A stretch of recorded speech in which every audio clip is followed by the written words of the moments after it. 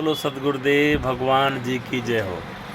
आइए देखते हैं माता जी कौन सी पुस्तक का पाठ सुन रही थीं और हमारे व्यास जी गद्दी में बैठ करके कौन सी पुस्तक का पाठ कर रहे हैं। व्यास जी बताइए, आप कौन सी पुस्तक का पाठ कर रहे हैं? मुक्ति बोध का। अच्छा, मुक्ति बोध की पाठ में क्या क्या विषय के बारे में हमारी माता जी को आपने बताया? द्रौपदी के बारे में और अच्छा, और भी प्रकार के जीव के बारे में कुछ उदाहरण दिया कि जीव की मुक्ति कैसे होती है। जीव की मुक्ति के बारे में सुनाया, हर के कुएं के बारे में सुनाया। अच्छा अच्छा, क्या है गुरुजी ने बताया कि यदि अपन जीवित ही, यदि मुक्ति के बारे में जीवित ही जीव, यह कैसे इस जीव का कल्याण हो उसके बारे में, यदि मानव जीवन, परमात्मा ने बताया कि मानव जन्म दुर्लभ है, मिले न बारंबार, और जैसे तरवर से पत्ता टूट गिरे बहुर न लगता डार, मानुष जन्म पाए के जे नहीं रटे हरि नाम, और जैसे कुआ जल बिना बनवाया क्या काम।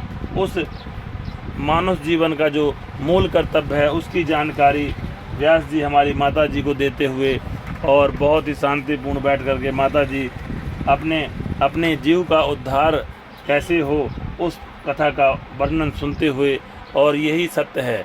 बाद में यदि गरुड़ पुराण अपन सुनते हैं तो उस जीव को क्या लाभ मिल सकता है, क्योंकि वो तो चला गया, और अपन गरुड़ पुराण उसको सुना रहे हैं। उसमें लिखा है कि इस नदी में, वैतरणी नदी में आपने ये पुण्य किए होंगे, आपने ये पाप किए होंगे, तो आपको ऐसे जम के दूध घसीटते हुए ले जाएंगे। तो वो फिर जीव सुन भी रहा होगा तो उस तरफ नहीं जाएगा, फिर यहीं अपने बच्चों के पास यहीं रह जाता है प्रेत योनि में, क्योंकि वहाँ उतना भयभीत उसको कर दिया जाता है गरुड़ पुराण सुना करके कि मैं वहाँ जाऊँगा तो मुझे यम के दूध इतना घसीटेंगे, मारेंगे, कांटों से घसीटेंगे, और ऐसे नदियाँ बहती हैं वहाँ पे पी, क्योंकि वहाँ पे मुझे डाल दिया जाएगा। तो वो मारे भय के, यहीं पे अधिक भय के कारण वो यहीं पे अपने पुत्रों के पास, अपने संतानों के पास यहीं प्रेत योनि में भटकता रहता है, फिर वो पार नहीं हो पाता।